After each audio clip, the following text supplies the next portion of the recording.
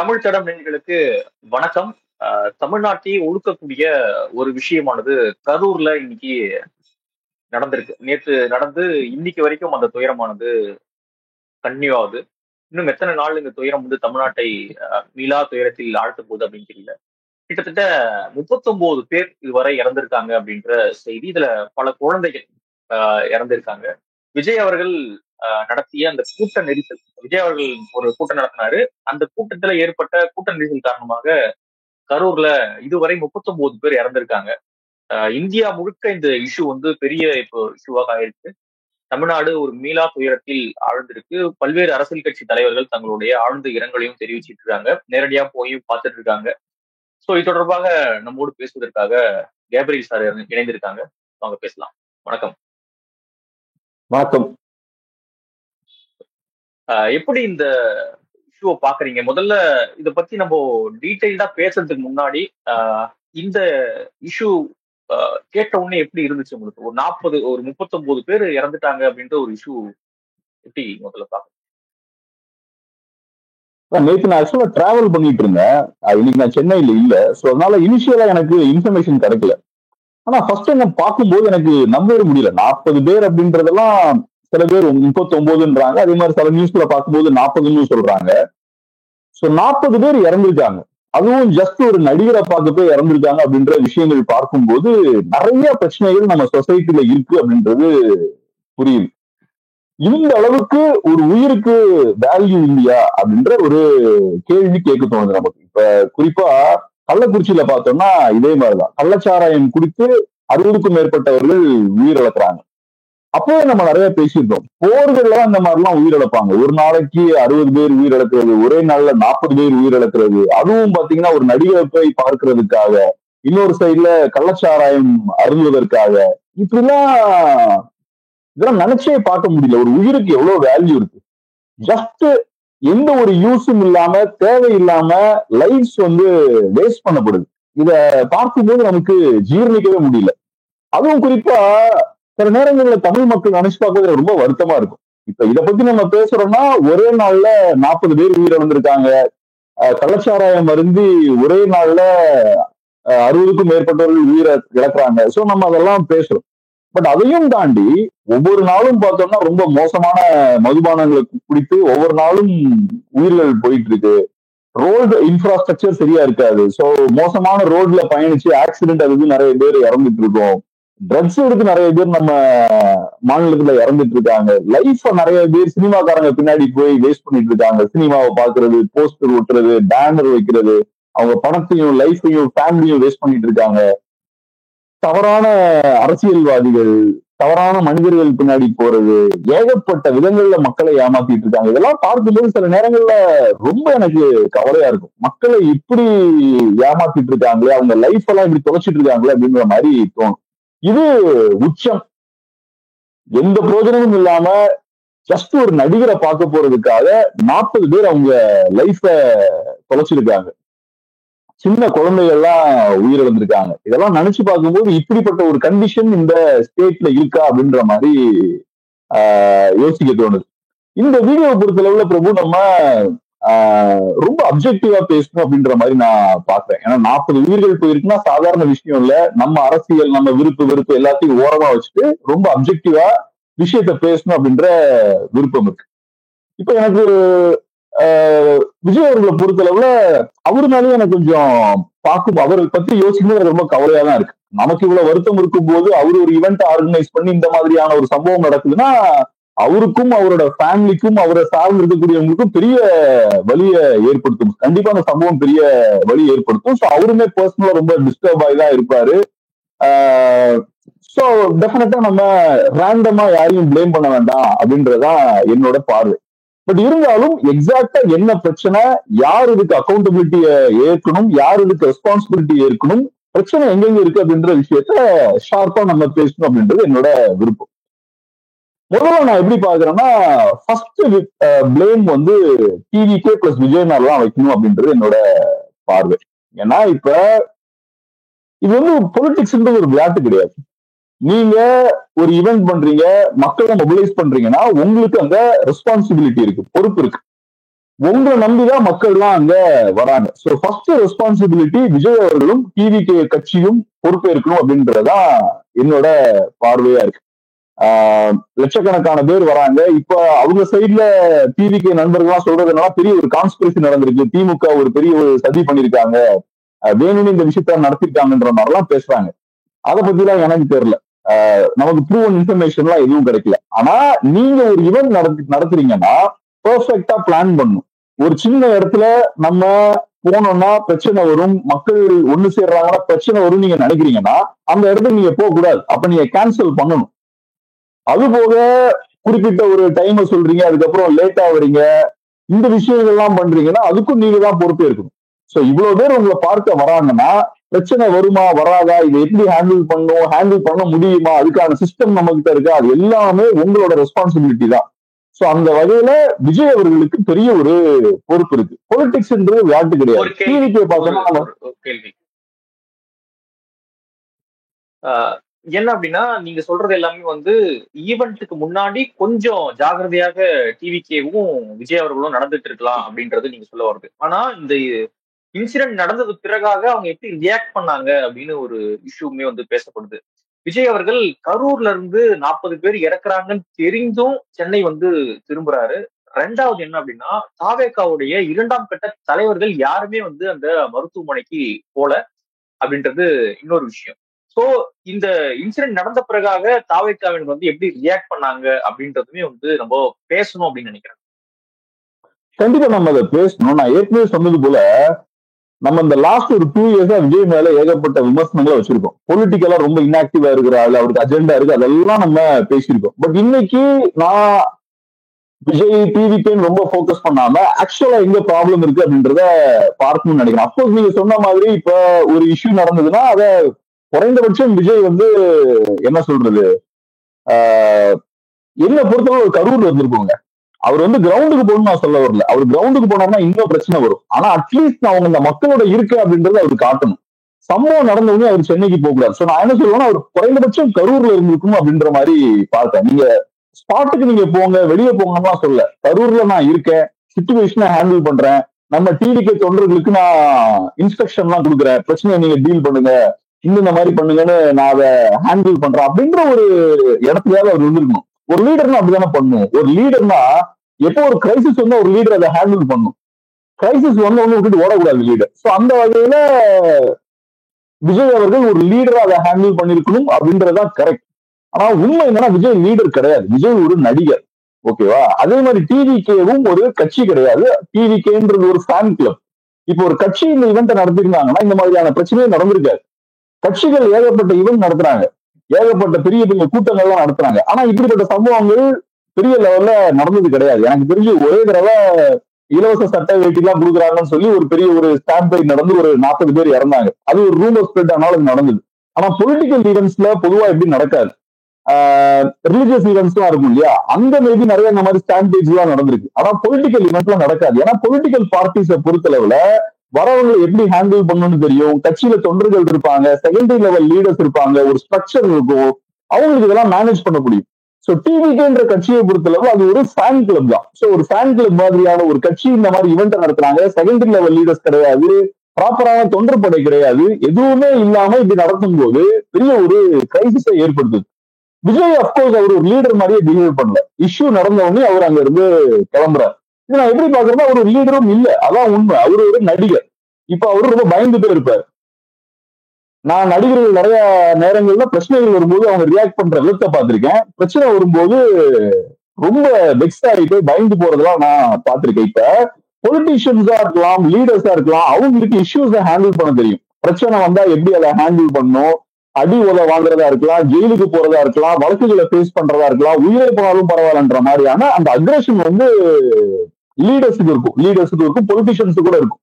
ஆனா நடிகர்களை பொறுத்தளவுல டக்குன்னு பேனிக் மோட்ல போவாங்க, டக்குன்னு ரிவர்ஸ் போறது, பயப்படுறது. சின்ன இஷ்யூ வந்தாலும் குயிக்கா பார்த்தோம்னா ஆடி போயிருவாங்க. நம்ம இமேஜ் உடஞ்சிருமோ, நம்ம இவாள் கட்டி அந்த பில்டு பண்ண அந்த விஷயங்கள் எல்லாம் கொலாப்ஸ் ஆயிருமோன்ற அந்த பயம் வரும். இவரும் பாத்தீங்கன்னா இஷ்யூ வந்ததுக்கு அப்புறம் அதை கரெக்டா ஹேண்டில் பண்ண முடியல, பட்டுன்னு அவர் ஸ்பாட்ல இருந்து போறாரு, ரெஸ்பான்ஸும் கொடுக்கல. அவரு ஒரு ட்வீட் போட்டாருன்னு நினைக்கிறேன் இல்லையா?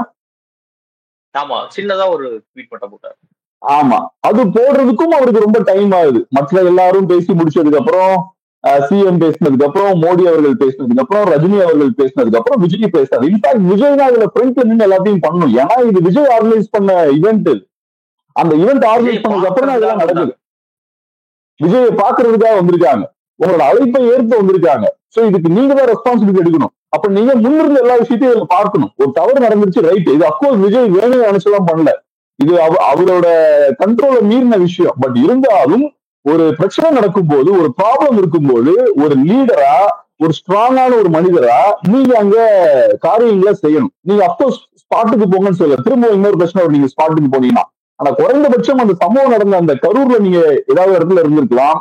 இருந்து உங்க தொண்டர்கள் எல்லாம் ஆர்கனைஸ் பண்ணிருக்கலாம். நீங்க இதை பண்ணுங்க, நீங்க அதை பண்ணுங்க, மக்களுக்கு இன்ஃபர்மேஷனை கரெக்டா தெரியப்படுத்துங்க, என்ன நடந்திருக்குன்னு, பாதிக்கப்பட்ட ஃபேமிலிஸை ரீச் பண்ணுங்க, எல்லா விஷயங்களும் நீங்க முன்னிருந்து பண்ணிருக்கணும்.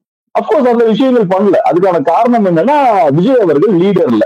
சோ இந்த விஷயங்கள்லாம் ஒரு சைடு. டிவிக்கு நிறைய பிரச்சனை டிவிக்கு நிறைய கரெக்டா ஹேண்டில் பண்ணல, விஜயும் ஹேண்டில் பண்ணல. நான் இன்னொரு விஷயமும் சொல்றேன், இதுல விஜய் அரெஸ்ட் பண்ணு. இது ரொம்ப காட்டமான விஷயமா உங்களுக்கு படலாம். பட் இங்க நான் சொன்னது மாதிரி அக்கௌண்டபிலிட்டி ரொம்ப அவசியம். உங்ககிட்ட இந்த நம்ம இஷ்யூ முடிக்கணும் அப்படின்றதான் நம்ம பார்வையா இருக்கணும். இப்போ விஜய் அரெஸ்ட் பண்றோம் அப்படின்னும் போது தமிழ்நாடு முழுக்க அது இன்னும் பெரிய இஷ்யூவாக மாறாதா? அது சரியான ஒரு அணுகுமுறையா? ஆனா முதல்வர்கிட்ட தொடர்பான கேள்வி கேட்கும் பொழுது அதை பத்தி நான் இப்ப எதுவும் சொல்ல விரும்பல. விசாரணை ஆணையம் போட்டிருக்கோம், ஆணையத்தினுடைய அறிக்கை வரட்டும், அதெல்லாம் நான் இப்போ எதுவும் சொல்ல விரும்பல அப்படின்ற மாதிரி சொல்றாங்க.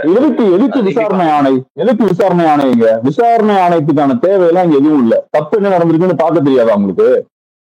இதுக்கு என்ன பெரிய விசாரணை ஆணை வேணும்? என்ன பெரிய எல்லாமே என்ன மறைஞ்சிருக்கா? உண்மைகள்லாம் நமக்கு தெரியாதா?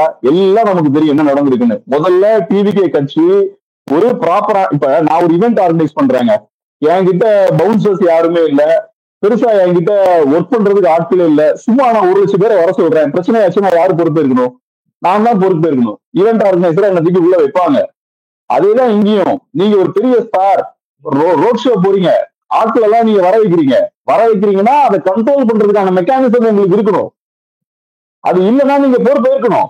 அப்கோர்ஸ் நீங்க அவரு பனிஷ் பண்ணப்படணும், அதுல எந்த சந்தேகமும் இல்லை. இப்ப நான் சொன்னது போல இப்ப நான் அரசியல் எல்லாம் பேசல, இவ்வளவு நாளா நம்ம அரசியல் பேசணும்.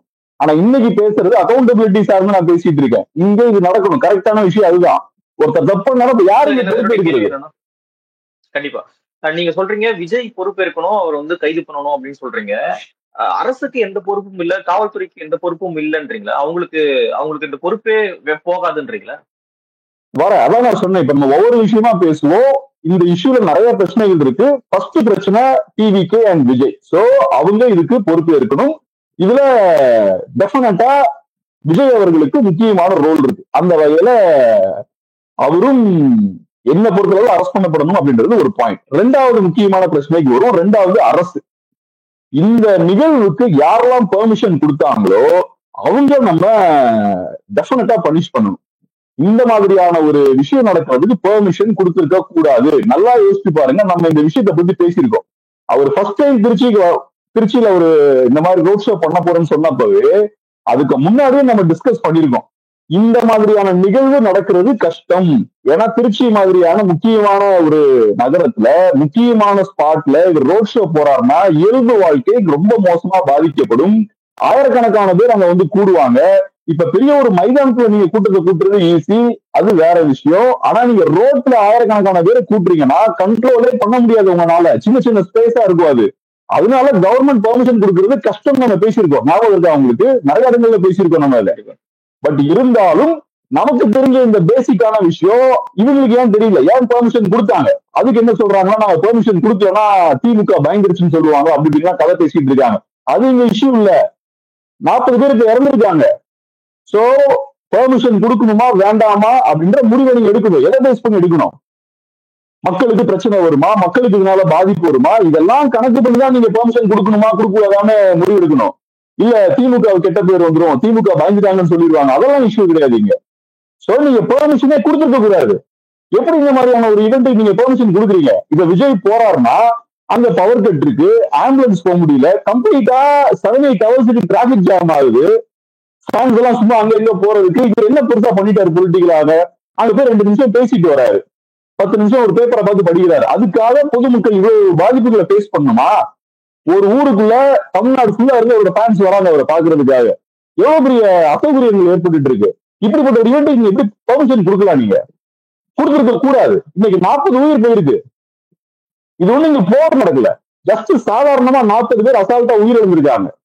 சின்ன குழந்தைங்க என்ன தெரியும்?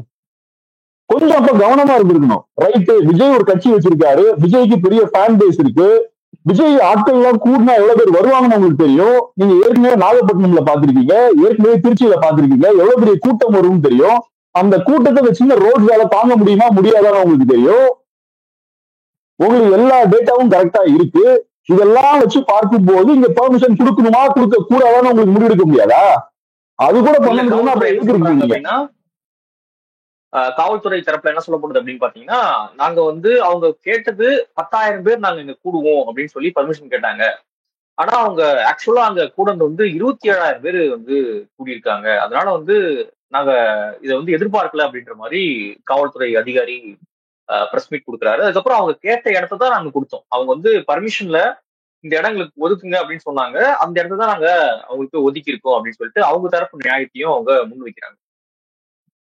விஜய் கேட்கிற இடத்த, டிவி கேட்கிற இடத்தெல்லாம் கொடுக்கறதுக்குலாம் இங்க கிடையாது. நீங்க இல்ல, நீங்க கொடுக்கறதுக்கு அது விஜயோட இடமும் கிடையாது. அதெல்லாம் மக்கள் வாழ்ற பகுதிகள், அது பொதுமக்களுக்கான இடம் அது. சோ அதை நீங்க கொடுக்குறீங்கன்னா பிளான் பண்ணி கொடுக்கணும். இப்ப அவர் 10,000 சொல்றாருன்னா உங்களுக்கு தெரியாது எவ்வளவு வருவாங்கன்னு. இதுக்கு முன்னாடி நீங்க பாக்கலையா? திருச்சியில பாக்கலையா? மதுரையில மாநாட்டை பாக்கலையா? அதுக்கு முன்னாடி நடந்த முதல் மாநாட்டை பாக்கலையா? நாகப்பட்டினம்ல எவ்வளவு கூட்டம் வந்ததுன்னு பாக்கலையா நீங்க? சோ அதெல்லாம் நீங்க கணக்கு பண்ணிருக்கணும். மக்களோட வெல்ஃபேரை ப்ரொடெக்ட் பண்றதுதாங்க நீங்க இருக்கீங்க. அப்ப மக்களுக்கு எதுவும் நடந்துடக்கூடாது, எந்த பிரச்சனையும் வந்துடக்கூடாதுன்றதுல நீங்க விஜிலண்டா இருக்கணும். கண்கள் ரெண்டையும் திறந்து வச்சு கவனமா இருக்கணும். சோ ரைட், இவங்க 10,000 சொல்றாங்க. ஆனா போன தடவை அதுக்கு மேல வந்தாங்க, சொன்னதை விட அதிகமா வந்தாங்க, நிறைய பிரச்சனைகள் வந்தது. அப்ப நம்ம இன்னும் ரொம்ப கேர்ஃபுல்லா அந்த தடவை இருக்கணும். கரூர்ன்றது இன்னும் ரொம்ப முக்கியமான ஒரு பகுதியும் கூட. நிறைய பேர் வரதுக்கான வாய்ப்பு இருக்கு. இங்க சின்ன சின்ன இடங்களா இருக்கு, ரோட்ஸ் பகுதி எல்லாம் சின்னதா இருக்கு, நிறைய பேர் கேதர் ஆகிறதுக்கான ஸ்பேஸ் இல்ல. இதெல்லாம் யாரு கால்குலேட் பண்ணணும்? இதெல்லாம் நீங்க தான் பண்ணணும். இதுல என்ன பெரிய பெரிய என்கொயரி என்ன தேவை இருக்கு? பார்த்தா நமக்கே தெரியுது. விசாரணை ஆணையம்லாம் எதுக்கு தேவை? எங்க தப்புன்னு நமக்கு தெரியுது. இது பெர்மிஷனே கொடுத்துட கூடாதுங்க. நம்ம பேசியிருக்கோம், இதே நான் வேற ஜேர்னலிஸ்ட் நான் பேசியிருக்கேன், முக்கியமான ஆட்கள் டீம். இதுக்கெல்லாம் பெர்மிஷனே கொடுத்துருக்க கூடாது. சோ ஒண்ணு, full responsibility TVK and Vijay எடுக்கணும். அவங்க ஒரு கட்சியா இல்ல, இவரு ஒரு லீடரா இல்ல, ஜஸ்ட் ஃபேன்ஸை கூட்டிட்டு ரோட்ல ஒரு ஃபேன் ஷோ மாதிரி நடத்தி இவ்வளவு பெரிய ஒரு பிரச்சனையை அவங்க ஏற்படுத்தியிருக்காங்க. ஒரு கட்சியை அவங்க இருந்திருந்தாங்கன்னா இந்த பிரச்சனை நடந்திருக்காது. அவங்க ஒரு கட்சி இல்ல, அதான் பிரச்சனை. ரெண்டாவது, பெர்மிஷன் கொடுத்துட கூடாது. அதுக்கு பின்னாடி வேற நிறைய அரசியல்லாம் இருக்கு, அதெல்லாம் நம்ம இன்னைக்கு பேச வேண்டாம். ஏன்னா இன்னைக்கு 40 பேர் இறந்துருக்காங்க. நம்ம அதை பத்தி வேற வேற விவரமா நிறைய பேசவும் செஞ்சிருக்கோம். ஆனா இதுக்கு பெர்மிஷன் கொடுத்துருக்க கூடாது. நான் கேட்கிறேன், இப்ப சும்மா ஒரு 10 நிமிஷம் பேசிட்டு போறதுக்காக மக்கள் காலையில இருந்து நைட் வரைக்கும் அவதி பண்ணணுமா? ஆம்புலன்ஸ் போக முடியாது, ரோட்ல எல்லாம் மயங்கி விடுறாங்க, டிராபிக் ஜாம் ஆகுது, எவ்வளவு பிரச்சனைகள் வந்துட்டு இருக்கு. உடம்பு சரியில்லாதவங்களுக்கு ஹாஸ்பிட்டலுக்கு போக முடியாது, கரண்ட் போகுது, படிக்க வேண்டாமா பசங்க வீட்டுல? இவர் என்ன பெருசா பெரிய அரசியல் பேசிட்டாரு, தமிழுக்கான அரசியல் பேசிட்டாரு? ஒண்ணும் கிடையாது. வாரம் வாரம் சும்மா பேப்பரை படிச்சுட்டு போறாரு. இதுக்காக தமிழ் மக்கள் அந்த பகுதியில ஆயிரக்கணக்கான பேர் இவ்வளவு பெரிய அசௌகரியங்களை ஃபேஸ் பண்ணணும். இது எப்படி நீங்க அலோவ் பண்ணுவாங்க? இது அலோவ் பண்ணிட்டே கூடாது, இது பர்மிஷனே கொடுத்துட கூடாது. பெரிய ஒரு தவறு. மூணாவது முக்கியமான ப்ராப்ளம் மக்களை பொறுத்தளவு தமிழ்நாட்டுல மக்களுக்கு பெரிய ஒரு அறியாமை இருக்கு. மக்களோட இந்த அறியாமையால பாதிக்கப்படுறது மக்கள் தான். மக்கள் ஏகப்பட்ட வழிகளையும் வேதனைகளையும் இழப்புகளையும் ஃபேஸ் பண்ணிட்டு இருக்காங்க. அதனால நான் கவர்மெண்ட்டை விமர்சிக்கிற மாதிரி, விஜயை விமர்சிக்கிற மாதிரி, டிவிக்கு விமர்சிக்கிற மாதிரி மக்களை விமர்சிக்க மாட்டேன். ஏன்னா இன்னைக்கு அவங்க வழியில இருக்காங்க. அவங்க தொடர்ந்து எல்லா விஷயத்தையும் மக்கள் இந்த மாதிரி ஏமாந்துகிட்டே இருக்காங்க, உயிர்களை இழந்துட்டு இருக்காங்க. இவங்க பண்ற எல்லா தில்லுமுள்ளு வேலைக்கும் கடைசியில மக்கள் தலையில தான் அதெல்லாம் விழுது. மக்கள் தான் இழப்புகளை ஃபேஸ் பண்றாங்க. இங்க மக்கள்னாலையும் பிரச்சனை இருக்கு. மக்களும் குழந்தைகளை தூக்கிட்டு அங்க போயிருக்க கூடாது, கூட்டம் கூட்டமா ஒரு நடிகர் பின்னாடி போக கூடாது. நம்ம 2 வருஷமா இதுதான் புறம்பி பேசிட்டு இருக்கோம். நடிகர் பின்னாடி ஓடாதீங்கன்னு தானே பேசிட்டு இருக்கோம். இப்ப இதான் நடந்திருக்கு. நடிகர் பின்னாடி ஓடி 40 உயிர் போயிருக்கு. நான் சொல்றேன், நாளைக்கு தமிழ்நாட்டிலும் இந்த மாதிரி ஓடிட்டு இருந்தீங்கன்னா பெரிய ஒரு பாதிப்பு வரும். இந்த மாதிரி நடிகர்கள் பின்னாடி போயிட்டு கட்சியை ஆரம்பிச்சுட்டு அவங்களுக்கு ஓட்டை போட்டுக்கிட்டு பாருங்க, ஒரு பிரச்சனை என்ன எப்படி போறாரு அவருக்கு ஒரு பிரச்சனையை ஹேண்டில் பண்ண முடியல. நான் வேணும்னே அவர் பிளான் பண்ணி இந்த பிரச்சனை ஏற்படுத்தினாருன்னா சொல்ல வரல. ஆனா ஒரு பிரச்சனை நடந்திருக்கு. அப்ப அதை நீங்க டீல் பண்ணணும்ல. ஒரு லீடர்னா அதான் தானே சார். லீடருக்கான தேவை எப்ப வருது சார்? லீடருக்கான தேவையே பிரச்சனைகள் தான் வருது. ஒரு பிரச்சனை இருக்கும்போது அங்க சாலிடா தைரியமான லீடர் ஃபேஸ் பண்ணணும். அப்ப ஒரு லீடர்னா ஒரு பிரச்சனை இருக்கு, அப்படி உட்கார்ந்து 2 செகண்ட் யோசிக்கணும், காமா உட்கார்ந்து யோசிச்சு, ரைட் பிரச்சனை நடந்துருச்சு, இனி நம்ம கண்ட்ரோலுக்கு கீழே என்ன இருக்குன்னு யோசிக்கணும், நம்மளால முடிஞ்ச எல்லா விஷயத்தையும் பண்ணணும். இங்க விஜய் போயிட்டாரு, செகண்டரி லெவல் லீடர்ஸ் தான் இருக்காங்களா இல்லையான்னு தெரியல, ஒருத்தரும் பேச மாட்டேங்கிறா. பிரச்சனை என்ன வானத்துல உள்ள இல்ல, you are part of the problem, நீங்க கிரியேட் பண்ண ப்ராப்ளம் இது. அப்ப you should be in the ground, நீங்க ஹேண்டில் பண்ணணும். குறைந்தபட்சம் நீங்க இந்த மக்களோட நிக்கணும், கரூர்ல இருந்திருக்கணும். எனக்கு நல்லா ஞாபகம் இருக்கு, வேற ஒரு ஸ்டேட்ல இருந்த என்னோட ஃப்ரெண்டு, அவர் ஸ்டேட்ல அப்போ ஒரு பெரிய பிரச்சனை போயிட்டு இருக்கு, ஒரு பொலிட்டிக்கல் கிரைசிஸ் போயிட்டு இருக்கு. அவரை தமிழ்நாட்டுக்கு இன்வைட் பண்ணி நாங்க ஒரு ஈவென்ட் நடத்துறோம். அவர் ஃபர்ஸ்ட் சொன்ன விஷயம் என்னன்னா, இந்த பிரச்சனை நடக்கும்போது என் மக்களோட நீ இருந்திருக்கணும், பட் இருந்தாலும் நான் இருந்து இங்க வரேன், அதுக்கான காரணம் என்னன்னா அந்த பிரச்சனையை உங்ககிட்ட பேசுறதுக்காக வரேன், ஆனா பொறுப்புள்ள ஒரு மனிதனா நான் மக்களோட தான் இருந்திருக்கணும், ஒரு சாமானியனா ஒரு ஜேர்னலிஸ்ட் அவரு அப்படி சொல்றாரு. பிரச்சனை இருக்கும்போது நான் மக்கள்கிட்ட இருந்து ஓடக்கூடாது, மக்களோட தான் இருக்கணும், பட் இருந்தாலும் இங்க பேச வேண்டியது அதை விட முக்கியம், அதனால உங்ககிட்ட பேசிட்டு இருக்கேன் அவர் சொன்னாரு. விஜய்க்கு அந்த பொறுப்பு இல்லையா? உங்களை பார்த்து 40 பேர் இறந்திருக்காங்க, சின்ன குழந்தை இறந்திருக்கு, இன்னும் ஒரு 50-60 வருஷம் வாழ வேண்டிய குழந்தைங்க எல்லாம் இறந்திருக்காங்க. சும்மா நீ ஒண்ணும் பண்ணவும் இல்லை, உங்க அரசியலுக்கு பின்னாடி ஏகப்பட்ட ஓட்டைகள் இருக்கு, நம்ம நிறைய பேசிருக்கோம், அதெல்லாம் இப்ப பேச வரும்ல. இதெல்லாம் பண்ணிட்டு நீங்க கிளம்பிட்டீங்க. சோ ஒண்ணு டிவிக்கு விஜய், ரெண்டாவது இவருக்கு பெர்மிஷன் கொடுத்தவங்க, அதுக்கு பின்னாடி நிறைய பொலிட்டிக்ஸும் இருக்கு, அதுவும் ரெண்டாவது. மூணாவது மக்கள் இனியாவது திருந்தணும். நடிகர்கள் படி ஓடிட்டு இருக்க கூடாது. ரியல் ஹீரோஸ் நடிகர்கள் கிடையாது, ரியல் ஹீரோஸ் உங்க மத்தியில இருக்காங்க. இந்த ஸ்டாண்ட்லைட் நடக்கும்போது கண்டிப்பா கொஞ்சம் பேர் ஆக்டிவா ஹெல்ப் பண்ணிருப்பாங்கல்ல, டிவிக்கு காரணமே விஜய் அவங்க இல்ல, ஆனா அந்த பிரச்சனை நடக்கும்போது ஒரு 4 பேர் 10 பேரோ அதை டீல் பண்ணிருப்பாங்கல்ல நடுவில் நின்று, அந்த பிரச்சனை அங்க பாருங்க, அவங்க ஹாஸ்பிட்டலுக்கு தூக்கிட்டு போங்க, இத வண்டியை கொண்டு வாங்கன்னு சொல்லி அந்த பிரச்சனையை சால்வ் பண்றதுக்கு கண்டிப்பா நிறைய பேர் ஒர்க் பண்ணிருப்பாங்க. அவங்கதான் ரியல் ஹீரோஸ். ஒவ்வொரு பிரச்சனையில இருந்து ஹீரோஸ் உருவாவாங்க, அவங்க பின்னாடி போங்க, நிஜமான ஹீரோஸ் பின்னாடி, இந்த மாதிரி நடிகர்கள் பின்னாடி போகாதீங்க. ஓகே, அடுத்ததாக திமுகவுடைய சர்க்கிள்கள் அப்படின்னும் நம்ம பேச வேண்டியது இருக்கு அப்படின்னு நினைக்கிறேன். ஏன் அப்படின்னா, இந்த ஆட்சி பொறுப்பேற்றதுல இருந்து மக்கள் பல இடங்கள்ல குத்தாக சாகிறது அப்படின்றது ஒரு வாடிக்கையான விஷயமாக மாறிடுச்சோ அப்படின்ற ஒரு பார்வையும் இருக்கு. கள்ளக்குறிச்சி அந்த விஷயமாக இருக்கட்டும், அதற்கு முன்பாகவே மரக்காணத்துல 20 பேர் இறந்துட்டாங்க.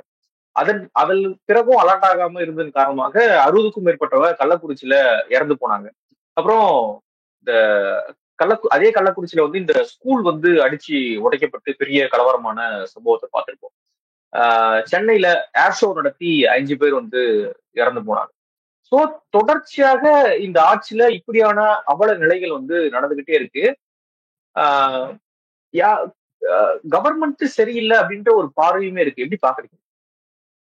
கண்டிப்பா அரசு பொறுப்பு இருக்கணும். அதுக்கு மக்களோட நலனை ப்ரொடெக்ட் பண்றது தாங்க திமுக இருக்கு.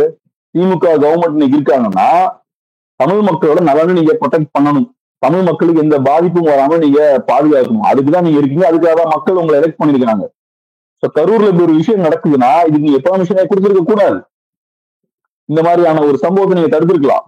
இதுக்கு ஒன்றும் பெரிய முக்கியத்துவம் எல்லாம் கிடையாது, பெரிய பொலிட்டிக்கல் இம்பார்ட்டன்ஸ் எல்லாம் இந்த ஈவெண்ட்டுக்கு எல்லாம் கிடையாது. ரெண்டாவது, நம்ம தமிழ்நாட்டில் இருக்கிற ஒரு கல்ச்சர் என்னன்னா, நான் ரோட்ல பாக்குறேன் நிறைய நேரங்கள்ல பார்த்து பெரிய பள்ளங்கள்லாம் பார்த்தா மெயின் ரோட்ல இருக்கும், யாரும் அதை கண்டுக்க மாட்டாங்க. யாராவது உள்ள விழுந்து ஒரு ஆக்சிடென்ட் நடந்து யாராவது இறந்தாதான் ஆக்ஷன் எடுக்குவாங்க, இல்லாட்டி யாரும் அதை கண்டுக்கவே மாட்டாங்க. ஒரு மாற்றம் நடக்கணும்னா அதுக்கு உயிர் போகணும்.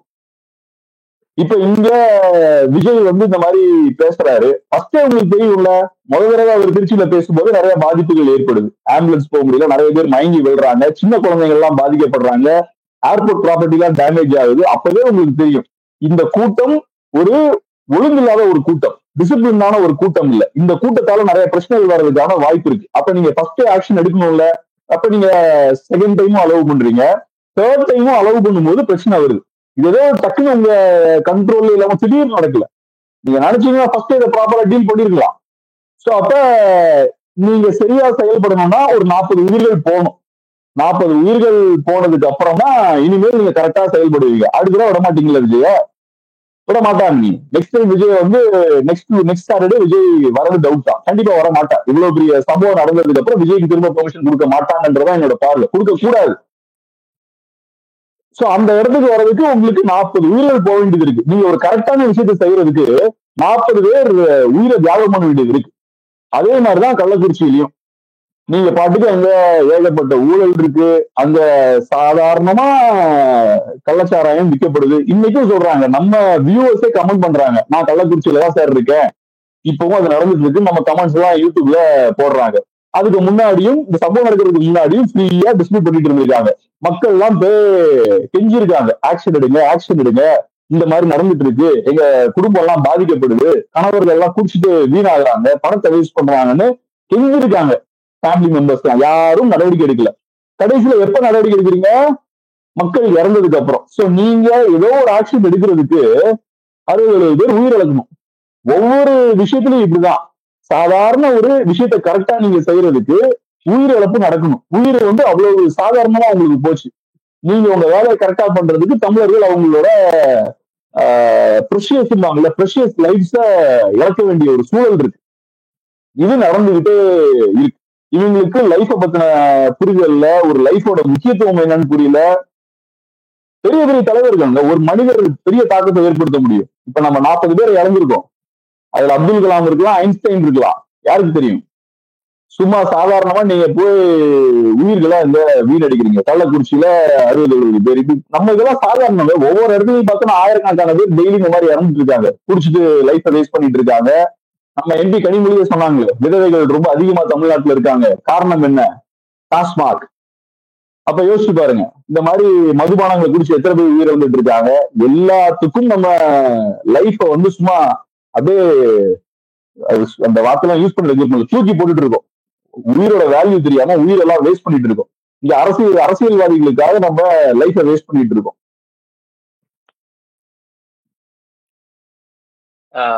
அடுத்ததாக என்ன பண்ணணும் அப்படின்னு நினைக்கிறீங்க நீங்க? அரசா இருக்கட்டும், தாவேக்காவா இருக்கட்டும், அடுத்ததாக என்ன இதுல இருந்து பண்ணணும், கத்துக்கிட்டு என்ன பண்ணணும்னு நினைக்கிறீங்க? தாவேக்காவை பொறுத்தவரை இது பொலிட்டிக்ஸ்ன்றதை அவங்க புரிஞ்சுக்கணும். பொலிட்டிக்ஸ்ன்றது சீரியஸான விஷயம். சும்மா நடிகர்களை தூக்கிட்டு வந்துட்டு அரசியல் பண்ணக்கூடாது. ஸோ தாவேக்கா அதை முதல் புரிஞ்சுக்கணும். இப்பவும் பாத்தீங்கன்னா பேஸ்புக்ல, ட்விட்டர் எல்லாம் உட்கார்ந்து ஒரு பெரிய சதி, திமுகவோட சதின்லாம் அவங்க பேசிட்டு இருக்காங்க. இந்த மாதிரிலாம் தேவையில்லாத பேச்செல்லாம் பேசிட்டு இருக்கிறத விட நம்ம கிட்ட அரசியல் இருக்கு அப்படின்ற புரிதல் முதல்ல வேணும். முக்கியமான ஜேர்னலிஸ்ட்லாம் அந்த மாதிரி பேசிட்டு இருக்காங்க, இது திமுகவோட சதியா இருக்குமோ அப்படி இப்படின்லாம் பேசிட்டு இருக்காங்க. எனக்கு தெரியல இது சதியா அதுலாம் தெரியல. ஆனா உங்க சைட்ல செய்ய வேண்டிய வேலையை நீங்க கரெக்டா செஞ்சீங்களா? உங்க சைட்ல கரெக்டா அதை ஆர்கனைஸ் பண்ணீங்களா? அந்த கூட்டத்தை ஆர்கனைஸ் பண்ணி கரெக்டா நெறிப்படுத்துறதுக்கான கெப்பாசிட்டி உங்களுக்கு இருக்கா? 1,00,000 பேரை நீங்க வர வைக்கிறீங்கன்னா கூட்டத்தை ஆர்கனைஸ் பண்றதுக்கு 5,000 பேர் வேணும். 50,000 பேர் நீங்க வர வைக்கிறீங்கன்னா ஒரு 2,500 பேர் கூட்டத்தை ஆர்கனைஸ் பண்ண வேணும். நீங்க 20,000 பேர் கூப்பிடுறீங்கன்னா ஒரு 1000, 2,000 பேர் உங்களுக்கு கூட இருக்கணும். அந்த கூட்டத்தை கரெக்டா ஆர்கனைஸ் பண்ணி கரெக்டா டிசிப்ளின் பண்ணி வைக்கிறதுக்கலாம். மெரினா ப்ரொடெஸ்ட்ல நீங்க பாத்தீங்கன்னா உங்களுக்கு தெரியும், ஆர்கனைஸ் பண்றதுக்கு நிறைய பேர் அங்க யங்ஸ்டர்ஸ் ஒரு குரூப் இருப்பாங்க. கரெக்டா உள்ள வாங்க, இந்த வழியா போங்க, அந்த வாங்கலாம் நமக்கு கைட் பண்றதுக்கு எல்லாம் இருப்பாங்க. அந்த மெக்கானிசம் உங்களுக்கு இருக்கணும். அது எதுவும் இல்லாம நீங்க பாட்டுக்கு சும்மா தியேட்டருக்கு கூட்டத்தை வர வைக்கிற மாதிரி, ஒரு மைதானத்துக்கு கூட்டத்தை வர வைக்கிற மாதிரி, ஒரு ரோட்ல நீங்க பாட்டு கூட்டத்தை வர வச்சிருக்கீங்க. கொஞ்சமாவது அடிப்படை புரிதல் வேண்டாமா? அது வந்தவங்க எவனும் அரசியலுக்காகவும் வரல. வந்தவங்க எல்லாரும் விஜயை பாக்குறதுக்காக வராங்க. சோ விஜயை பாக்குறதுக்காக வராங்கன்னா டிவிக்கு ஒரு ஃபேன் கிளப் மாதிரி செயல்படுது. அந்த மக்களும் ஃபேன்ஸ் மாதிரி ஸ்டார்ஸை பார்க்க வராங்க. இதை நீங்க வேற எங்கேயாவது வச்சிருக்கணும். இன்ஃபேக்ட் நம்ம திருச்சியில அவர் பேசுறதுக்கு மாதிரி நம்ம பேசினது என்னன்னா, ஐடியலா விஜயை பொறுத்தளவுல ஜெயலலிதா ஸ்டைல பெரிய பெரிய ஈவெண்டா நடத்தலாம். ஒரு பெரிய மைதானத்துல பெரிய ஸ்டேஜை போட்டு பெரிய ஈவெண்ட்ஸ் அவரு நடத்தலாம். அப்படி நடத்தினாருன்னா இந்த மாதிரியான பிரச்சனைகள் எல்லாம் வராது. அவரோட கூட்டத்துக்கு அதான் கரெக்டா இருக்கும். ஆனா நீங்க பப்ளிக் இருக்கக்கூடிய இடத்துல ரோடுக்குள்ள அவங்க எல்லாம் இறங்கி விட்டீங்கன்னா இந்த மாதிரியான பாதிப்புகள் வரும். சோ உங்களுக்கு அடிப்படையான புரிதல் இருக்கணும். முதல்ல அரசியல் புரிதல் இருக்கணும். 2வது, ஒரு ரோட் ஷோ போறதுன்னா என்ன, அது எதுக்காக போறோம், சும்மா ஒரு பேப்பரை பார்த்து 10 நிமிஷம் படிக்கிறதுக்காக போறோமா, அதோட பர்பஸ் என்ன, இதெல்லாம் புரிஞ்சு பொலிட்டிக்கலா முதல்ல நீங்க செயல்படணும். சோ இங்க செய்ய வேண்டிய விஷயம் என்னன்னா, தவறு பண்ணவங்களை தண்டிக்கணும். இதுல கண்டிப்பா டிவிகேவுக்கு பொறுப்பு இருக்கு. டிவிகே இருக்கக்கூடிய செகண்டரி லெவல் லீடர்ஸாகவும் இருக்கலாம், டிவிகேவோட தலைவராகவும் இருக்கலாம். அவங்க மேல ஆக்ஷன் கண்டிப்பா எடுக்கணும். 2வது முக்கியமான விஷயம் என்னன்னா, இந்த ரோட் ஷோக்கு யாரெல்லாம் பெர்மிஷன் கொடுத்தாங்களோ அவங்க மேலேயும் ஆக்ஷன் எடுக்கணும். இதுக்கெல்லாம் பெர்மிஷன் கொடுக்க கூடாது. சும்மா இவங்க ரோட்ல அங்கங்க மேலேயும் கீழையும் போறதுக்கு மக்கள் ஆயிரக்கணக்கான பேர் பாதிக்கப்படணும்னா அப்படிலாம் இருக்கக்கூடாது. அது ஒரு பெரிய ஒரு அரசியல் முக்கியத்துவம் வாய்ந்த விஷயமா இருந்தாலும் பரவாயில்ல. அவர் பேசுறாங்க ரோட்ல போய் அங்க பேசுற விஷயங்கள் சும்மா வீட்டுல உட்காந்து பேசுறாங்க. ஒரு வீடியோ ரிலீஸ் பண்ணாங்க. அது தேவையில்லாம மக்களை தேவையில்லாம கூட்டிட்டு ஒரு டைமுக்கு வர சொல்லிட்டு இன்னொரு டைமுக்கு வர்றது, காலையில இருந்து மக்களை வெயிட் பண்ண விடுறது, காலையில இருந்து அதை பெரிய லைவா டிவில போடுறது. மீடியாவும் அதை புரிஞ்சுக்கணும். தேவையில்லாம விஜய்க்கு ஹைப் கொடுத்ததும் இதுக்கு ஒரு காரணம். காலையில இருந்து நீங்க லைவ் போட்டீங்கன்னா என்ன ஆகும்? அதை பார்த்துட்டு ஒருத்தவங்க ரோட்டுக்கு தான் வருவான் அதை பார்த்துட்டு. சோ மீடியாவுக்கு பொறுப்பு இருக்கணும். இந்த மாதிரியான தேவையில்லாத ஈவெண்ட்ஸுக்கு முக்கியத்துவம் கொடுக்கக்கூடாது. இதுவும் நம்ம ஸ்டார்டிங்ல இருந்தே பேசிட்டு இருக்கோம். விஜய்க்கு இவ்வளவு ஓட்டு இருக்கா அவ்வளவு ஓட்டு இருக்கான்றது கேள்வி கிடையாது. விஜய் ஒரு தலைவரா?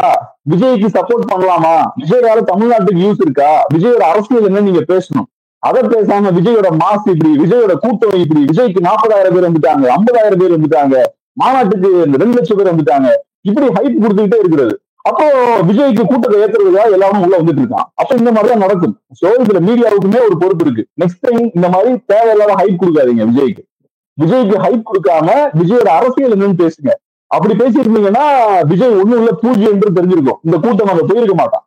நீ லைவ் காலையில இருந்து போடுறதுனாலதான் இந்த கூட்டம் அங்க போறான். சோ அதான் இந்த இவெண்ட்டுக்காக காலையில இருந்து லைவ போட்டுட்டு இருக்காங்க. எல்லாரும் அதை பாக்குறதுக்காக ஸ்பாட்டுக்கு போறாங்க. இந்த மாதிரியான சம்பவங்கள் நடக்குது. சோ தேவையில்லாம நியூஸ் மீடியாவை பொறுத்தளவுல அவங்க செய்ய வேண்டிய வேலையை விட்டுட்டு விஜயோட அரசியல கிரிட்டிக்கலா பாக்குறதை விட்டுட்டு விஜயோட ஃபேன் கிளப் மாதிரி மீடியாவும் செயல்பட்டாங்க. விஜயோட ஃபேன் கிளப் மாதிரி மீடியா செயல்படும் போது அதான் கூட்டம் எல்லாம் அங்க பெரிய கூட்டம் அங்க போகுது. விஜய்க்கு மாஸ்க் காட்டுறதா நம்ம பெரிய ஏதோ சாதனை மாதிரி நினைச்சு எல்லாம் கூட்டமா அங்க போகும்போது இந்த விஷயங்கள் நடக்குது. சோ அந்த வகையில பார்க்கும்போது இதுக்கு பெர்மிஷன் கொடுத்திருக்காங்கல்ல, யாரெல்லாம் இதுக்கு பெர்மிஷன் கொடுத்தாங்களோ அவங்களும் டெஃபினட்டா தண்டிக்கப்படணும். அதே மாதிரி மீடியாவும் ஃபியூச்சர்ல ரெஸ்பான்சிபிளா பிஹேவ் பண்ணும்.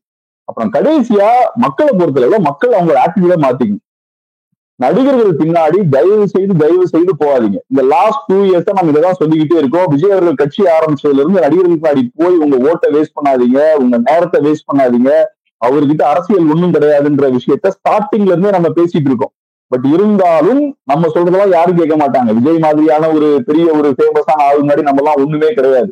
நம்ம அப்படி பேசும்போது நம்மள ஏளனமா பேசிட்டு இருந்தாங்க. வைத்தறிச்சல்ல இவங்க பேசுறாங்க, இவருக்கு விஜயோட குரோத்தை பார்த்து பொறாமையா இருக்கு இவங்களுக்கு எல்லாம், திமுகவோட கைகூலி இவங்க, அது இது நமக்கு ஏகப்பட்ட பட்டங்கள் கொடுத்தாங்க. நமக்கு எந்த உள்நோக்கமும் கிடையாது. ஜஸ்ட் தமிழ் மக்களுக்கு தேவையில்லாம இந்த மாதிரி இழப்புகள் நடக்கக்கூடாது. ஒவ்வொருத்தனும் தமிழ் மக்களை ஏமாத்திட்டு இருக்காங்க மேல உட்கார்ந்து அதிகாரத்துல இருக்கவங்க எல்லாம். சோ கொஞ்சம் விழிப்போட நம்ம செயல்படணும். திரும்பவும் நம்ம ஏமாறக்கூடாது. இனிமேல் ஏமாந்துகிட்டே இருக்கக்கூடாது. நிறைய ஏமாந்தாச்சு, நிறைய இழப்புகளை ஃபேஸ் பண்ணியாச்சு. ஒவ்வொரு நாளும் நம்ம இழந்துட்டு இருக்கோம். இனியாவது கொஞ்சம் பொறுப்போட நம்ம நடந்துக்கணும். ஜஸ்ட் ஒரு நடிகரை எனக்கு பிடிக்கும் அப்படின்றதுக்காக இங்க பின்னணி ஓடிட்டு இருக்க கூடாது. நம்ம ஏற்கனவே மதுக்கு அடிமையா இருக்கோம், ட்ரக்ஸுக்கு அடிமையா இருக்கோம், சினிமாவுக்கு அடிமையா இருக்கோம். அரசியல்லையும் இந்த சினிமாக்காரங்களை கொண்டு வந்து அதுக்கும் நம்ம அடிமையா இருக்க கூடாது. சோ அதுல இருந்து நம்ம மீண்டு வரணும். இது எல்லாமே நடக்கணும். சோ இதுதான் முக்கியம். தப்பு பண்ணவங்க எல்லாரையும் பனிஷ் பண்ணணும். அப்பதான் நெக்ஸ்ட் டைம் இது நடக்காது. இது நான் ஏதோ விஜய்க்கு எதிரான ஒரு வெறுப்பை ஸ்ப்ரெட் பண்றதுக்காக நான் பேச வரல. இது நடக்கணும். இது கரெக்டான விஷயம்னா இதுதான். ஒரு தப்பு நடந்திருக்குன்னா ஒரு அக்கௌண்டபிலிட்டி இருக்கணும். அப்பதான் நெக்ஸ்ட் டைம் இந்த தப்பு நடக்காது. ஒவ்வொரு தடவையும் இப்ப நடந்துகிட்டே இருக்குமா? இப்போ வரைக்கும் நான் பார்த்த அளவுல பெருசா விஜய் மேல வழக்கம் எதுவும் பதிவு பண்ணலன்னு நினைக்கிறேன். இல்ல இது வரைக்கும் நான் பார்த்த அளவுல எதுவும் நடக்கல. ஆமா. இதுக்கு பின்னாடி நிறைய பொலிட்டிக்ஸும் இருக்கு. அதை ஃபியூச்சர்ல பேசுவோம். இப்ப அது பேசுறதுக்கான டைம் இல்லை.